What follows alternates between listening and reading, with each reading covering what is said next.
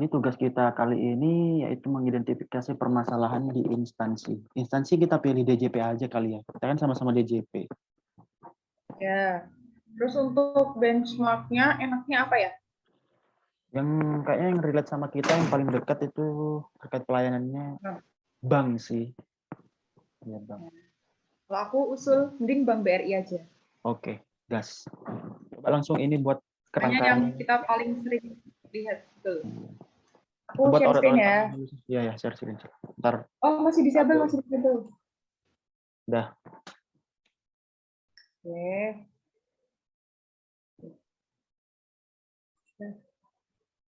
Oke. Oke. Kelihatan ya. Apa aja kira-kira yang menurut kita itu bisa disandingin antara DJP sama BRI? Ya, ini udah include berarti ya identifikasi permasalahan di DJP sekaligus ya.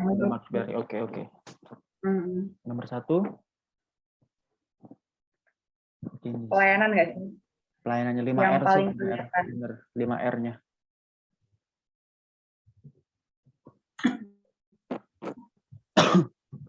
Lima R di BRI sangat bisa sih, sangat bisa dijadikan panutan buat pelayanan di kita. Soalnya mereka ada standar ya. Benar, mereka tuh ada standar kayak standar seperti salam, pelayanan. standar prosedur pelayanan. Yang kalau DJP kan masih beda-beda ya. Kita KWP aja bisa beda-beda nggak sih? Benar, tiap KPP aja kadang beda-beda pelayanannya. Itu terkait 5R lagi tuh ringkas. Ringkasnya kalau rajin sih semua pegawai KPP rajin. Ya. Kayak rapih, oh, rapihan. Ya. Sama itu satpam. Satpam kan kita sama-sama ada satpam nih. Iya, benar. Cuman kalau di kita itu, kalau di tempatku tuh satpamnya itu cuman kayak ngarahin mau ngapain, terus oh ini ambil di loket apa gitu doang. Kayak nggak ngarahin kita kalau apakah sudah membawa persyaratan atau dokumen-dokumen yang diperlukan gitu. Beda banget sama kayak yang di BRI. Kalau di satuan BRI itu benar-benar ada pelatihannya sih. Jadi mereka tahu tugas dan fungsi apa terkait persyaratan. Mereka ini sama menguasai menurutku. Jadi lebih ringkas gitu. Misal kita datang ke sana langsung dilayani dulu oleh satpamnya. Kalau misal kurang berkas bisa langsung pulang, lengkapin berkas dulu gitu. Ringkas sih, bener ringkas. Terus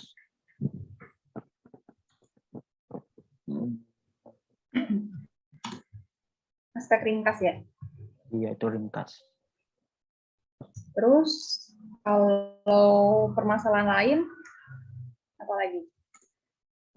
Permasalahan lain perangkat ya. Itu oh ya. Berarti perangkat keras sama perangkat lunaknya ya? Pengadaan iya, kayak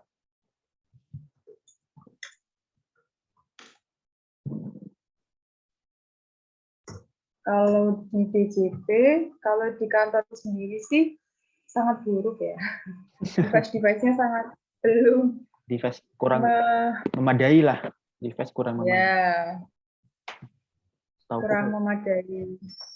Dan kadang tuh masih rebutan tau. Kayak misal printer berwarna yang bisa dipakai itu cuma di PKD doang nih. Nanti semua orang kalau mau ngeprint di PKD nih. Jadi kalau misalnya lagi banyak-banyaknya yang harus di print gitu, misalnya kayak konkin gitu, jadinya printernya kayak capek kerja gitu. Oh, ya device error sendiri. Gitu. Ya benar, device kurang.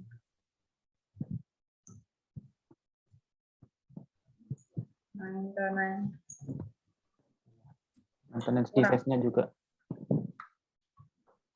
Ya PC di kantorku juga lemot sih. Kadang kan udah semangat mau kerja nih. Pas buka PC lemot, wah udah hilang semangat tuh. Males lah. Ya, pulang. Iya, benar. Kalau di bank itu mereka ada sebelum pengadaan ada ininya. BRS namanya, Business Requirement Specification. Jadi mereka studi kelayakan dari pengadaannya dulu, mau pengadaan misal komputer, jadi dicek dulu spesifikasinya gimana, jadi nanti pas dipakai, pas udah dibeli, enak gitu dipakainya. Spesifikasinya tuh mendukung ya?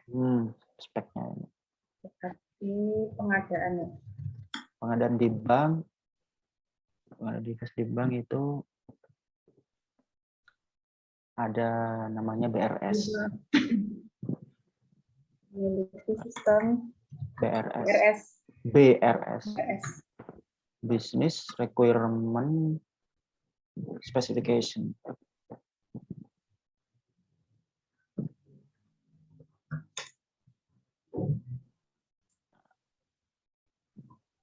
Specification. Benar. Terus permasalahan lain SDM kali ya? Boleh SDM ya. SDM juga sih.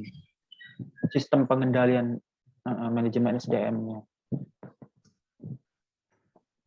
Oh, di kita tuh kayaknya masih karena kita PNS semua ya. Jadi kontrak kerja kita tuh kayak ke negara gitu. Jadi ketika instansi kita tuh kayak menilai kerja kita buruk, nggak bisa langsung dikeluarin atau di apa gitu. Kayak lama gitu birokrasinya. Dan kalau misal ada pegawai, antara pegawai rajin dan pegawai yang biasa aja, gajinya itu sama. Sama-sama, misal statusnya, golongannya, jabatannya sama-sama pelaksana nih.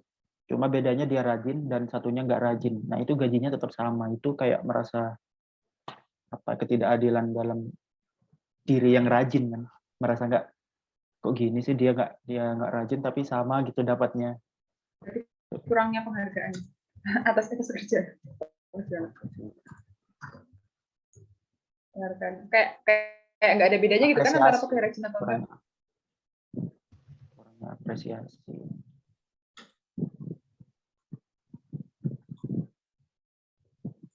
Berkinerja. Sama itu kayak sanksinya tuh loh kayak nggak tegas gitu. Iya berarti ini penegasan sanksi yang kurangnya penegasan sanksi mungkin. Pernah ada kejadian di kantorku juga itu ada pegawai yang sampai hampir sebulan nggak masuk kerja tapi dia tetap digaji karena ya dia bisa absen. Sedangkan kita yang udah kerja tetap sebulan sama aja gajinya yang didapat. Jadi itu penegasan sanksinya kurang sih.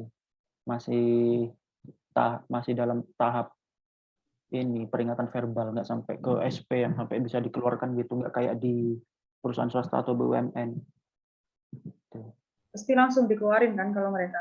Pasti. Bahkan yang berkinerja baik pun kalau misalnya dia kurang target atau kurang aspek yang lain pasti bakal tetap dikeluarin sih. Sebegitu tegasnya. Kemudian permasalahan lagi penyuluhan menurutku. Penyuluhan ya. Kayak penyuluhan terhadap nasabah atau wajib pajak kalau kita ya.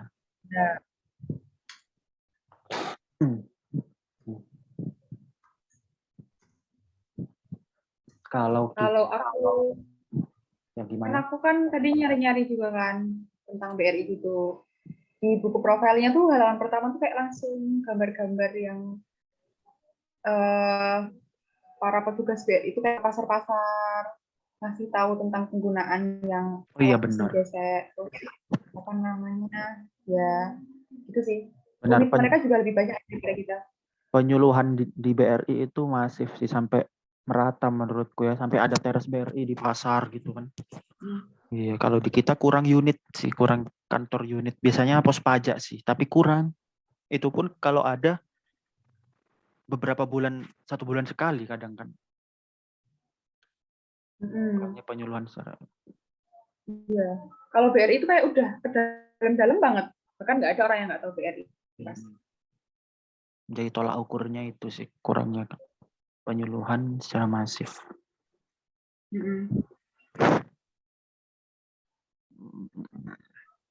Dan menurutku ada lagi nih kayak kadang tuh kemudahan di mana ya mungkin karena kita kurang kerja sama ke bank atau gimana gitu ya. Ya. Kayak kita tuh kalau mau bayar pajak ini harus ke bank dulu nggak sih? Kalau bayar apa?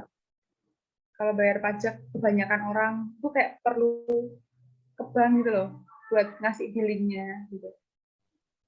Iya. Nah, sedangkan menurutku itu ya menurutku kurang memudahkan aja sih. Sedangkan kalau di bank kan ada m-banking, ada internet banking, ada SMS banking kayak gitu. Itu masuk Ya, itu berarti tadi ya itu di perangkat keras dan lunak mungkin ya. Perangkat lunak. Aplikasi, software aplikasi. Iya sih. Software aplikasi yang kalau yang penyuluhannya lagi nih. Udah sih itu aja dulu. Kayaknya tadi boleh ditambah tuh yang software yang kadang down, server down. Oh iya. Ini ya berarti ya. Ya di situ. Server yang sering down saat berikutnya atau saat dibutuhkan. Saat dibutuhkan. Terus.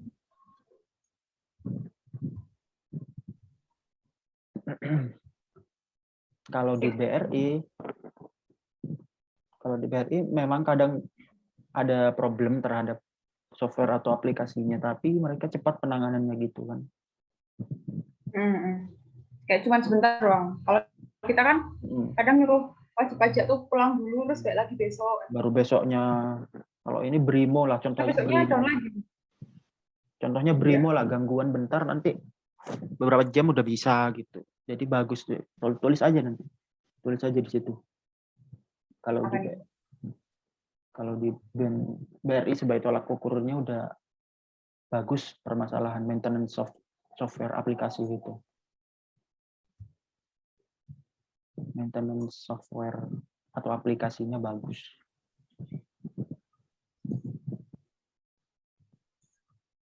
Cepat. Oke, kayaknya ini aja deh. Ini aja ya. Udah cukup kita bahas. Oke, nanti tinggal kita buat laporannya. Laporannya itu bentuknya formal nggak ya? Formal sih. Ya, dengan bahasa nggak ada format khusus. Nggak ada format khusus kan? Berarti langsung aja kita misal A, identifikasi permasalahan DJP, B, benchmark BRI, C, penerapan untuk DJP-nya nanti gimana. Itu aja. Ya, bisa. Udah, kita bungkus, kita gas. Tinggal buat laporan. Oke. Udah. Bagi tugasnya gimana? Bagi tugasnya dua-dua aja, Pak. Nah, ini aku bingung. Kita mau milih 4 topik ini, kamu ngomongin DJP, aku ngomongin BRI, atau mending langsung aja kayak topik 1-2, kamu ngomongin di DJP gimana, di BRI gimana, ntar aku juga 3-4. Kita tinggal di-compile aja. Oke, aman, sip. Oke, ya, thank you ya. Yo.